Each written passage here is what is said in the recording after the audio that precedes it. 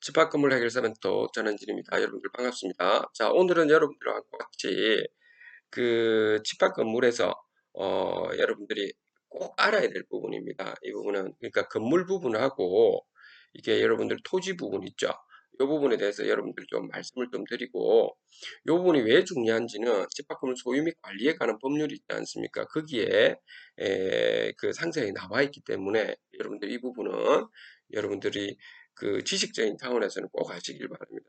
특히 이 관리단이 지금 만들어져서 관리인과 관리위원들께서는 이 부분을 지금 모르다 보니까 나중에 소송이 뭐 각종 소송이 발생했을 때 이런 변호사한테 선임을 했는데 변호사 말만 믿고 이렇게 소송을 하는 경우가 있거든요.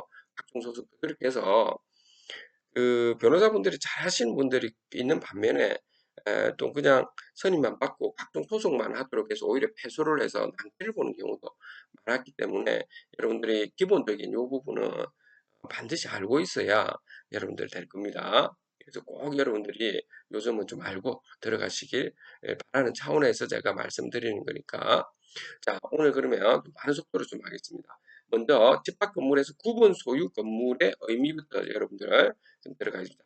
건물 부분에 초점을 두십시오. 건물 부분에 한 동의 건물입니다. 자, 부동산에는 여러분들이 건물도 있고 토지도 부동산에 속하는 거죠. 자, 건물 따로 토지 따로입니다.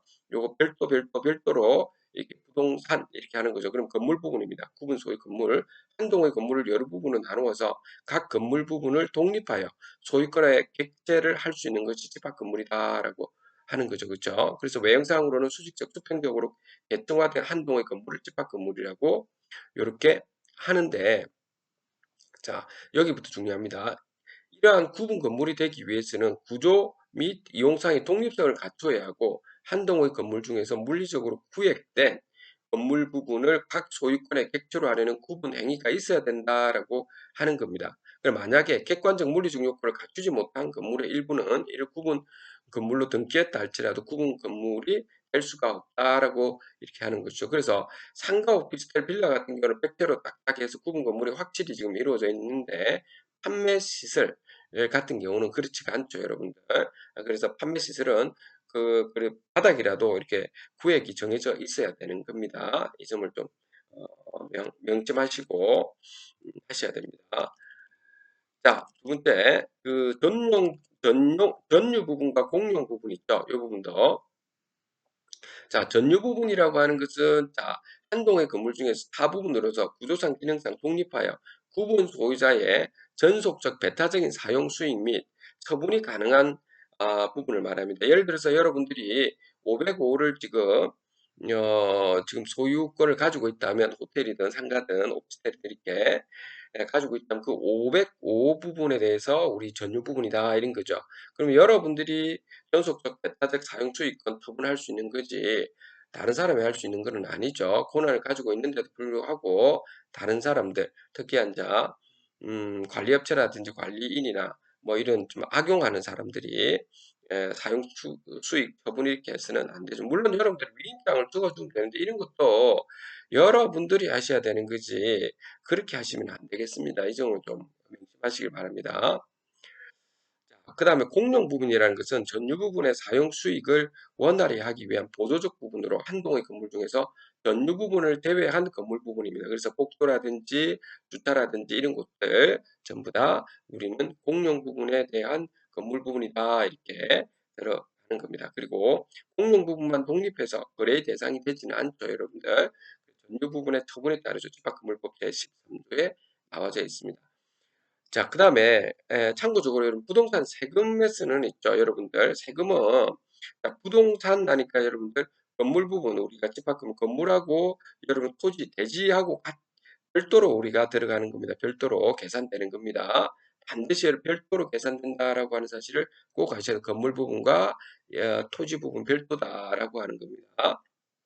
계산된다. 그러면 취득했을 때 여러분들 매수했을 때 취득세를 여러분들이 내었을 거고, 자, 우리 그 집합 건물 아파트를 제외한 주택 을 제외해서 제가 말하는 겁니다. 아파트나 주택을 제외하고는 여러분들 보유했을 때 재산세가 좀 많이 나오는 편이죠. 여러분들 재산세가 많이 나오죠. 근데 종합부동산세는 염려 안 하셔도 되죠.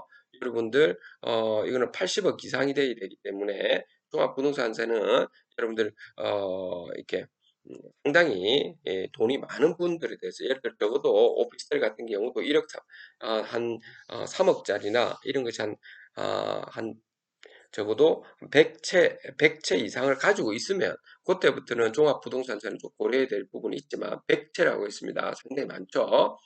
그런데 여러분들 일반적으로 그렇게 많지는 않기 때문에 우리 소시민들은 종합부동산세는 고려를 안 해도 된다라고 하는 거예요. 물론 아파트나 단독주택은 다릅니다. 이거 다릅니다. 예, 국가적으로 이런 부분은 지금 주택에 대해서는 엄격하게 종합부동산이 좀 많아서 이게 좀 문제긴 하죠. 자, 어쨌든 재산세가 우리가 좀 많은 편이죠. 그래서 재산세가 좀 많은 편이고, 재산세는 우리가 고지대에서 이렇게 나옵니다. 그렇죠? 고지대에서 나오니까 좀 여러분들 받아보시면, 좀 너무 많다라고 싶을 수도 있을 겁니다. 매도했을 때는 양도세가 나오죠.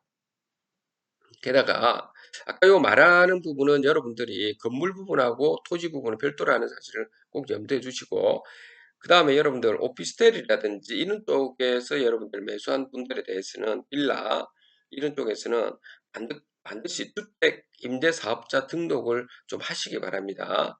하셔서 종합부동산세 합산배제 신청을 꼭 하시기 바랍니다. 그러면 합산배제가 된다는 겁니다.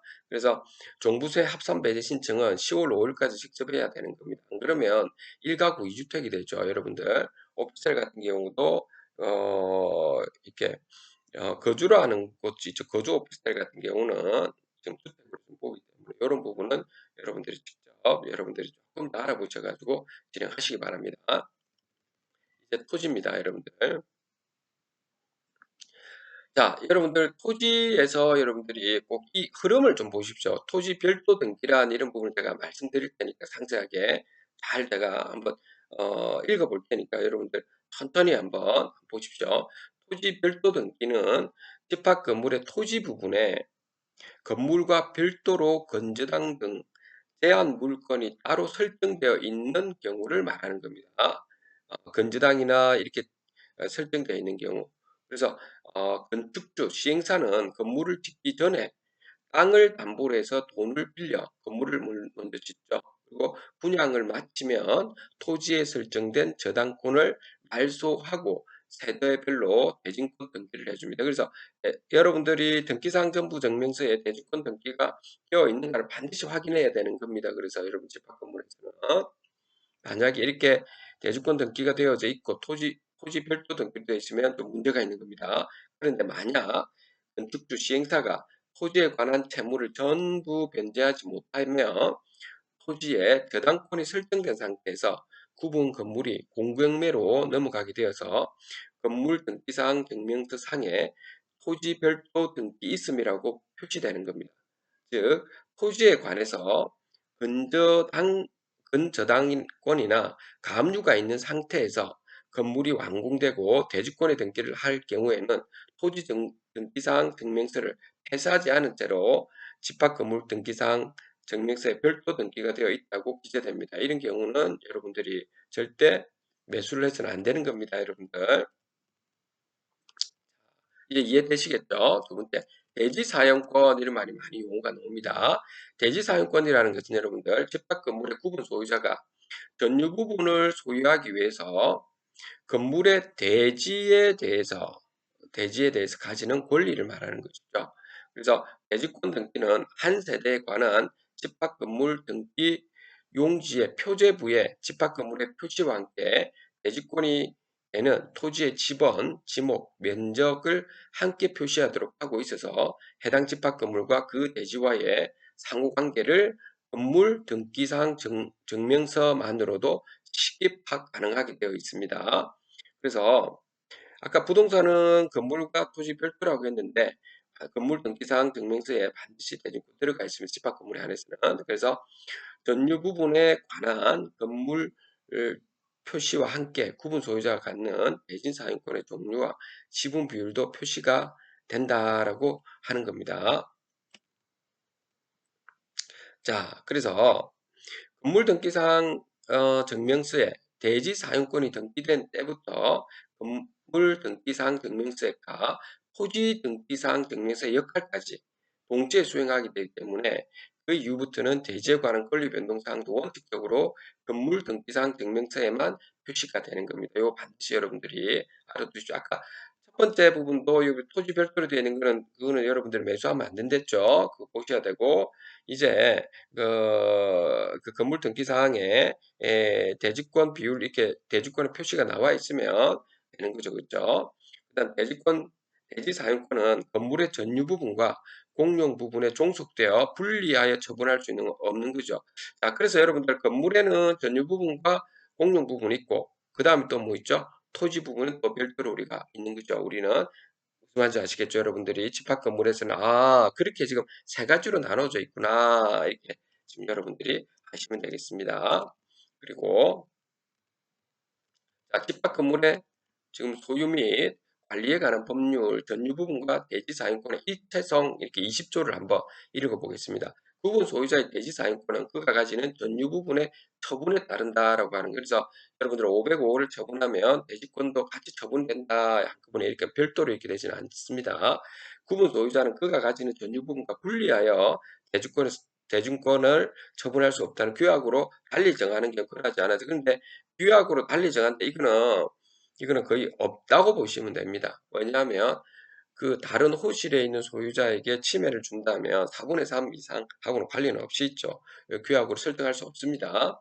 자, 그다음 제2항 본문의 분리처분 금지는 그 취지를 등기하지 아니하면 선의의 물건을 저지한 제3자에게 대항하지 못한다. 이렇게 분리처분으로 되어 있는 경우는 드문데 간혹 있다면 여러분들 이거 유심히 보시고 요거는 좀 조심하시긴 합니다. 등기사항 증명서 이렇게 집합 건물에 보시면 여러분들 제가 말씀드리고 싶은 여기 있죠. 대지권의 목적인 토지의 표시 이렇게 되어 있는 거 이거 보시고 보셔야 됩니다. 요 표지에 보면 전유 부분에 이렇게 전유 부분에 건물의 표시 나와 있고요. 건물. 그다음에 또 요거에 여기 있죠. 여러분들 여기 보시면 대지권 나와 있죠. 대지권. 대지권 비율 나와 있죠. 그래서 이제 요런 부분만 유심히 여러분들 보시면 되고 그러니까 원래 토지 별도 등기로 되어 있는 것을 이제 말소해서 이제 대지권으로 이렇게 넘겼다라고 하는 것이 여기에 나와 있습니다. 여러분들.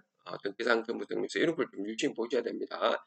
아셨죠, 여러분들? 꼭 여러분들이 보셔야 되고 여러분들 건물을 그 어떤 곳은 여러분들 그 건물을 짓기 전에 여러분들 분양하는 곳은 그 토지 등기상 전부 증명서를 반드시 그것도 보셔야 되고 집합원부도 좀 보시고 좀 보셔야 될 게 많죠. 또 시행사의 그 법인 등기상 전부 증명서라든지 이런 걸 다 보시고 이렇게 진행을 하셔야 되는 겁니다. 여러분들 이런 거 앉아 여러분들 저하고 앉아 있는 부분은 좀 많이 해왔기 때문에 자, 그러면 제가 이제 오늘 또 이제 제가 왜 자꾸 이런 어떤 구체적인 법률적인 부분에서 여러분들 단지 법을 말하는 게 아니고 여러분들한테 소장 있죠. 어떻게 적어야 되는지 이걸 확실하게 이렇게 보여드리는 이유가 이제 제 유튜브를 보시고 난 다음에 여러분들이 많은 분들이 지급 명령 신청서도 직접 하시고 이제 세소준 하위 조서뿐만 아니고 각종 그 부당이득 반환 청구라든지 그런 소송을 직접 하시더라고요. 명도 소송도 그렇고 이런 부분을 직접 하시더라고요. 명도 소송은 또 다음에 제가 구체적으로 한 번 더 말씀을 좀 드리겠습니다. 그래서 상당히 제가 여러분들이 그렇게 함으로 인해서 여러분들 관리단 차원에서도 여러분들 좋은 점이 이제 여러분들이 그 어떤 부당한 상황이 벌어지고 공정하지 않은 경우에는 여러분 직접 소송을 할 수가 있다는 거죠. 인지세하고 이런 부분이 그렇게 많지는 않으니까. 그리고 원활하게 변호사분들하고 커뮤니케이션을 좀 할 수가 있고요. 그리고 그 변호사분들이 뭘 잘하시는 분들도 있는데 어떤 경우에는 전혀 아닌 경우도 있다고 했죠. 그거는 여러분들이 꼭 또 이렇게 생각하시면 또 안 되겠습니다. 정관 출신이다 아니다 이런 것도 중요한 게 아니고요. 대학원 출신이다 아니면은 좀 뭐 사법고시 출신이다 이런 거에 따라서 구분하시지 마시고 얼마만큼 꼼꼼하고 성실하고 신뢰할 수 있느냐 여기에 좀 초점을 두셨으면 합니다. 그래서 제가 계속 이렇게 좀 주저리 이렇게 또 말씀드리는 이유가 이런 것도 여러분들이 꼭 아시면은 아 실제 안전 소송을 할 때 여러분 전자소송을 해보면 이런 별건 아니구나라고 하는 걸 좀 알 수가 있다는 겁니다. 그렇죠? 그래서 많은 분들께서 직접 소송을 해보시더라고요. 그런 게 상당히 좋은 겁니다. 그런데 이거는 또 아셔야 됩니다.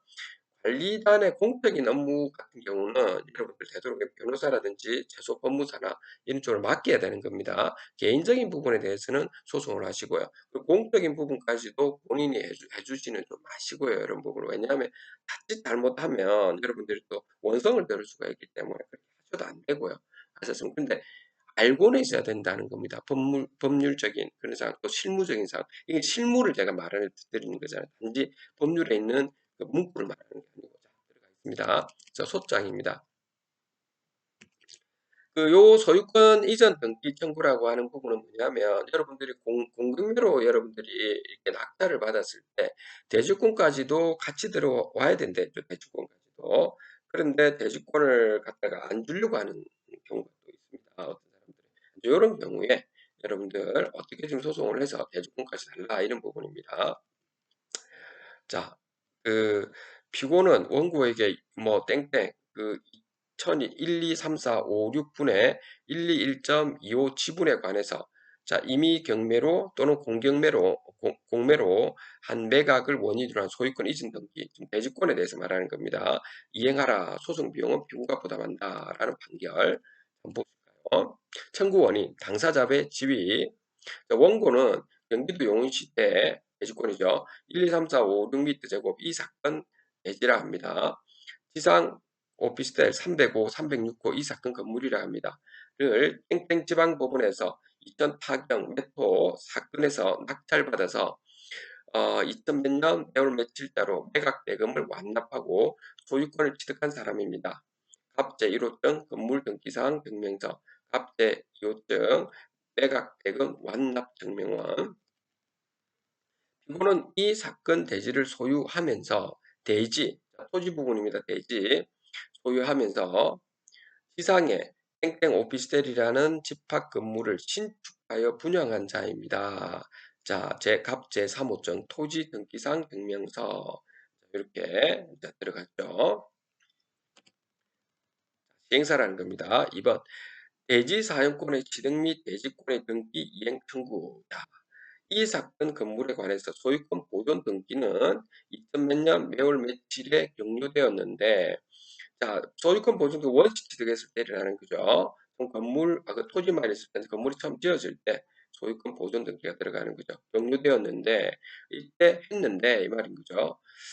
이 소유권 보존 등기가 마무리되었을 때 이 사건 대지는 지적 정리가 되지 않아서 이 사건 건물에 관하여는 대지권 등기가 경로되지 못하였습니다. 이 때문에 이 사건 건물에 관한 최초 분양자 이길동이라고 했습니다. 이길동과 피고 간의 분양 계약서를 보면 제2조 제3항에 분양자는 이 사건 대지의 공부 정리 완료 후에 공유 지분을 이전에 주도록 하되 이렇게 중략 건물과 분리하여 처분할 수 없다라는 라고 명시하고 있고 같은 계약서에서 계약의 목적물에서도 대지 부분을 기재함으로써 이 사건 건물과 함께 이 사건 대지의 지분도 함께 분양하였음을 분명히 하였습니다. 그리고 이길동은 피고에게 분양대금 전액을 지급함으로써 대지 사용권을 이미 취득한 상태였습니다. 갑 제4호증 분양 계약서 대법원 2.4 7월 8일자 선고 2002다 40210 판결은 분양자가 지적정리 등의 지연으로 대지권에 대한 지분 이전 등기가 지적정리 후에 해직으로 하는 약정하에 우선 전유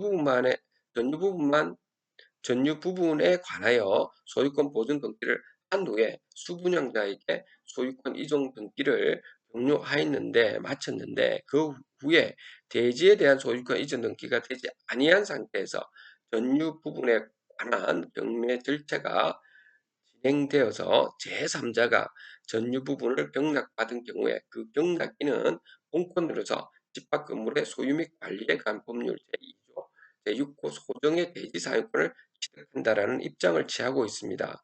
이러한 판례의 태도에 의하면 원고는 피고에 대해서 직접 대지권의 등기 절차를 이행할 것을 청구할 수 있다고 할 것입니다. 이런 식으로 자, 여러분들 제가 이렇게 계속 이렇게 말씀드린 이유 직접 해보시면 정말 여러분들이 여러 변호사든 변호사든 맡기더라도 여러분들이 커뮤니케이션이 되고 자, 신뢰할 수 있느냐 없느냐 하는 건 사리분별을 할 수 있다는 겁니다. 결론. 자, 원고는 경매절차에서 공매절차에서도는 매각 대금을 완납하고 이 사건 건물에 관한 최초 수분양자는 분양자인 피고에게 대지를 함께 분양받으면서 분양대금을 완납하였으므로 피고는 원고에게 이 사건 대지의 지분을 이전해 줄 의무가 있습니다. 그러나 피고는 지금까지 대지권 등기가 경로되지 않았음을 이유로 원고에게 또다시 돈을 추가로 요구하면서 대지권 등기 절차를 이용하고 있지 않습니다. 이러한 연유로 원고는 이 사건 소송을 이르게 된 것이니 원고의 이 사건 청구를 인용해 주시기 바랍니다. 이런 경우가 가끔 이렇게 발생합니다, 여러분들. 좀 약간 여러분들한테 좀 격렬한 말이지만 좀 양아치 같은 사람들이 있다는 말입니다.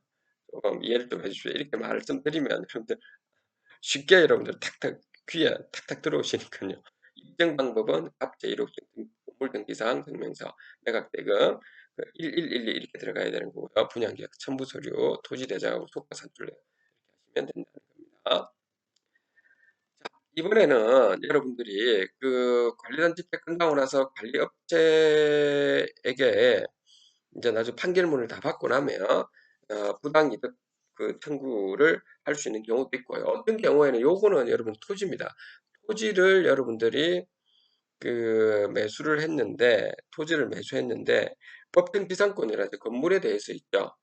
여러분들이 임대료에 해당하는 그 월세를 받을 수 있는 거죠. 이제 그럴 때 부당 이득금 청구의 소가 되는 겁니다. 저번에도 한번 이게 비슷한 거 말씀드렸는데 이번에는 토지 부분에 대해서 여러분들 좀 말씀을 드릴 테니까 이것도 한번 여러분들 좀 알아두시면 되겠습니다.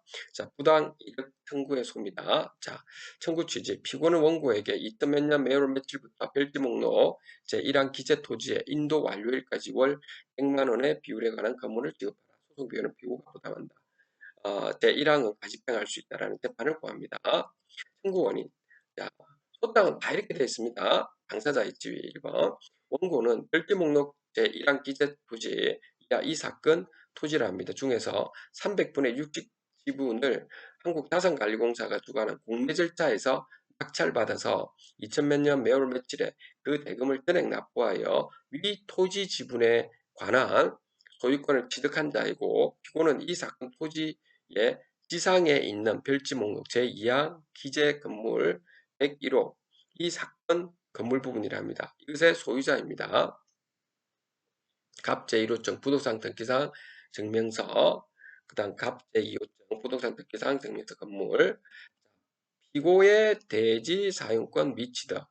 이 사건 건물 부분은 2000몇 년 매월자로 건축주 그 이길동 명의로 소유권 보존 등기가 경료되었고 2000몇 년 매월 며칠자 분양 계약에 따라서 피고 명의로 같은 날 소유권 이전 등기가 경료되었습니다. 그런데 이 사건 토지는 건축주 이길동의 소유였다가 위 분양 계약이 체결되기 이틀 전인 2000 몇 년 매월 며칠자 소외 그 채명길이라고 해요. 채명길의 명의로 그 소유권이 이전되었습니다.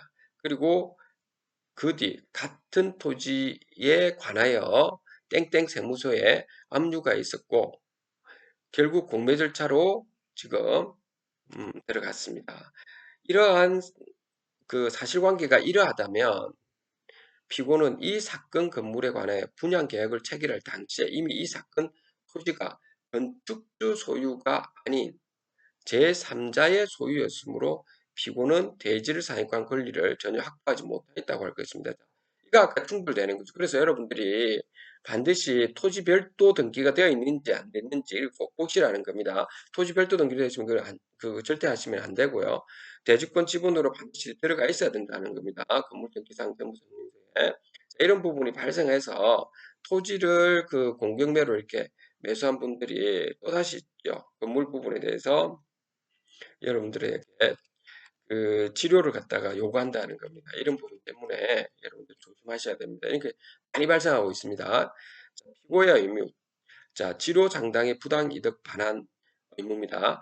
대지 사용권이 없는 전유 부분의 소유자는 아무런 법률상 원인 없이 전유 부분의 대지를 점유하고 있으므로 그 대지 중에서 그 소유인 전유 부분의 대지권으로 등기되어야 할 지분에 상응하는 면적에 대한 임료 상당의 부당 이득을 얻고 있고, 위 대지권으로 등기되어야 할 지분의 소유자는 동액 상당의 소유를 잇고 있으므로 다른 특별한 사정이 없는 한 대지 사용권이 없는 전유 부분의 소유자는 위 지분의 소유자에게 위 부당 이득을 반환할 의무가 있습니다. 이런 부분이죠.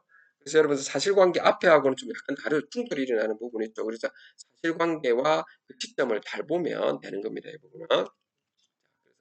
또한 타인 소유의 토지 위에 소재하는 건물의 소유자가 법률상 원인 없이 토지를 점유함으로써 인하여 토지의 소유자에게 반환하여야 할 토지의 임료에 상당하는 부당이득 금액을 산정하는 경우에 특별한 사정이 없으면 토지 위에 건물이 소재함으로써 토지의 사용권의 제한을 받을 사정은 탐탁할 필요가 없습니다. 자, 원고는 이 사건 토지에 관해서 당근 납부를 완료한 2000몇 년 매월에 그 소유권을 취득하였으므로 피고는 이날부터 위 토지의 인도 완료일까지 원고에게 부당이득을 반환할 의무가 있다 할 것입니다. 피고는 원고에게 우선 매월 금액, 감정 금액의 곱하기 1%의 비율에 의한 부당이득을 청구하되 주 치료 감정을 통해서 부당이득을 명확히 확정하였습니다. 결론. 이처럼 원고는 피고에 대하여 피고가 이 사건 토지를 무단으로 점유함으로써 치료장당의 이득금의 반환을 구하고자 이 사건 소송을 제기하게 이른 것입니다. 자, 여러분들, 그래서 제가 자, 오늘 또 여러분들이 꼭 이것을 좀 알고 계시면 이제 넓게 한다. 제대로 보입니다. 사기를 좀 안 당한다 이 말씀인 겁니다. 그래서 여러분들이 제가 말씀드렸다시피 이런 부분, 대지권에 독립한 토지의 표시가 이렇게 돼 있어야 된다라고 하는 겁니다. 건축물 등기상 세무증명서에 이 부분만 돼 있으면 상관없는데 안 돼 있으면 이렇게 충돌 여부가 발생해서 토지를 가지고 있는 분이 또 치료 청구를 하고 이렇게 좀 문제가 또 발생한다는 겁니다. 아셨죠? 이런 부분 보시고 또는 여러분들 아까 제가 이렇게 소장 하나 더 이렇게 보여드렸죠. 이 부분 현실적으로 굉장히 중요한 겁니다. 소유권 이전 등기를 해달라는 거 만약에 이런 분양 계약서에 그렇게 나와 있는지 없는지를 꼭 살펴보고 여러분들이 부동산 매매를 할 때 이런 부분도 꼭 참고하셔야 됩니다. 이거 실전입니다. 아주 실전에서 중요한 부분입니다, 여러분들. 아셨죠, 여러분들? 자, 꼭 여러분들이 이런 부분 하시기 바랍니다. 자, 오늘 여러분들 여기까지 할 테니까요. 자, 우리나라의 집합 건물이 공정하고 투명하고 효과적으로 일어나도록 우리 모두가 있죠. 합심을 하고 서로 이간질하지 말고 가족끼리는 서로 격려를 해주시고 이렇게 하시기 당부드립니다. 집합 건물 해결사 멘토 전은진이었습니다. 감사합니다.